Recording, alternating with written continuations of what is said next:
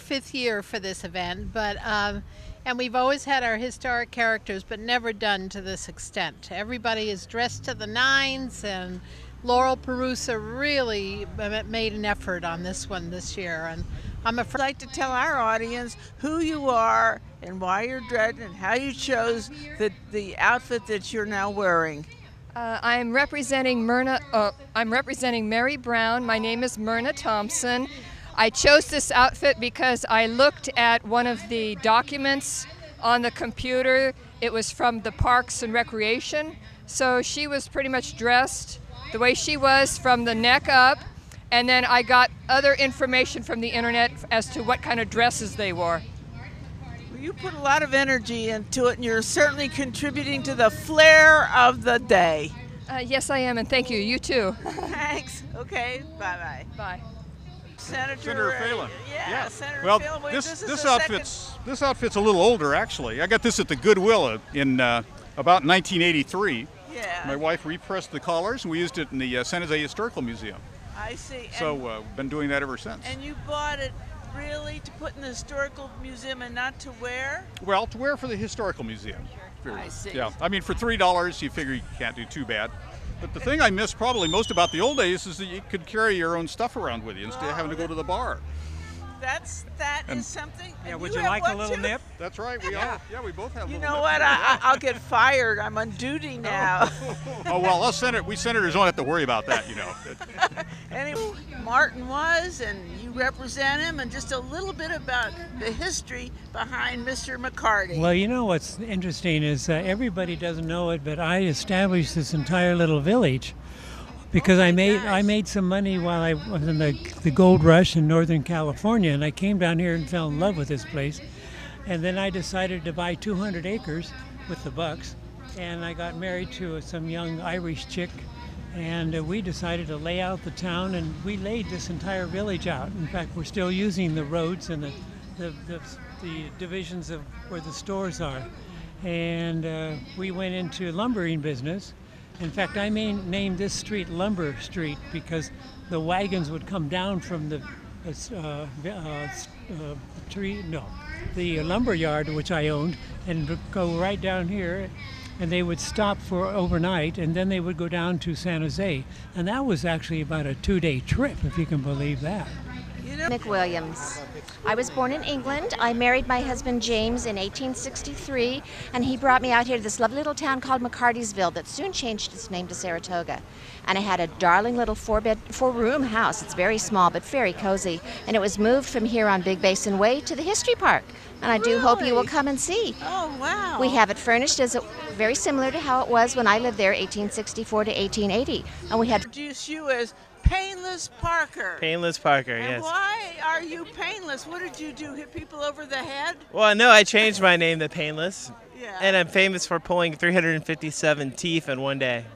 300. We have with us Lyra Mills, and you're the first president of Foothill Club. That's right. And tell us just a little bit about how important your organization is to the city of Saratoga.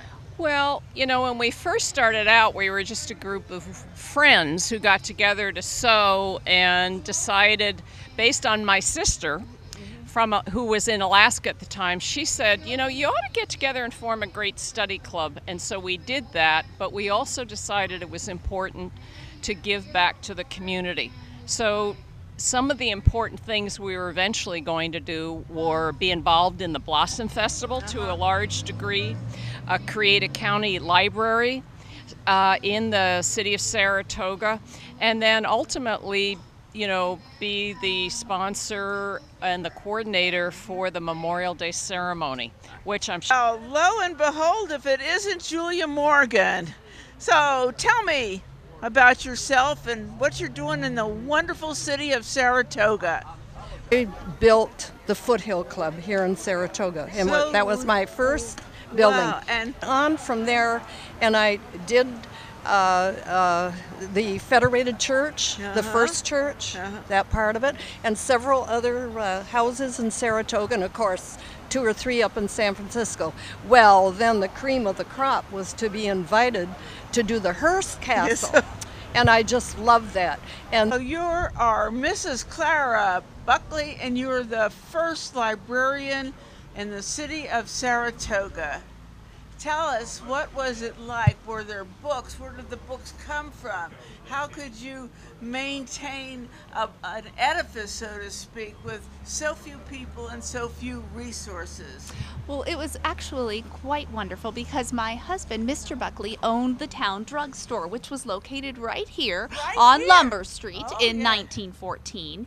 And in 1910, the state librarian started a wonderful program that allowed individual towns of California to get a box of books each couple of months. So I collected a box of books, and then I brought them here to the drugstore, and I was able to set up a small space in the drugstore for Saratoga to have its very own library. And every couple of months I would change the books, and it was very fun in 1914 because then children's books by Beatrix Potter was very popular, so the children could come and look at her wonderful watercolors and text as well. And you got to really know most of the people in your little town and your little village. They all knew you. And Absolutely. My husband and I were very much a center of the community, and everyone would come and gather here. And before eventually it was such a wonderful thing that people realized the access to books that later in the 1920s, of course, we built our own library. And did you? Oh, so I have the honor today of meeting Sergeant Lou Sing Kee. Hello. Hello. And have you studied about World War I? I have. But you are World War I, so Of course, yes. Yes. Yes. I actually served in 1918 back in the Argonne forests in France. My friends had unfortunately perished, and I had to serve there by myself, delivering information under 4 days of mustard gas back to the Allies. I received one of 22 Distinguished Crosses. That's what the ribbon here is for. My daughters didn't even know about my achievements. I hid my awards inside my sock drawer because I felt that I was only doing my duty. This is Charles Blaney. And we came here from Chicago. My husband needed the springs and the water, and we fell in love with Saratoga. We built a beautiful estate, the Bella Vista. And we had lots of parties. We did a lot of fundraising. I was very active in starting the YWCA in San Jose and the Federated Church here. And we spent a lot of money, our own money, in contributing to the beauty of our village. And for that and all of that, Saratoga says thank you, and we're certainly grateful. Oh, you're most welcome. Thanks for Olivia de Havilland. Well, I was a little girl, I think, about that time. Well, she was born in 1916. I've certainly read about her, and has she been you chose her for this wonderful day. I adore Olivia de Havilland, dear. She is such a divine lady, and I am taking her role. I came in from Paris on Thursday night to be here, and I'm thrilled to be back in Saratoga Village. I think Saratoga is the most divine community. I miss it so much, and how fortunate I was as a young girl to grow up here. I went to Saratoga School, and of course they didn't have Saratoga High School yet, so I went to Los Gatos High School, and my sister Joan and I were involved in theater. It was a divine childhood, and I have the most beautiful memories of Saratoga of long ago. And you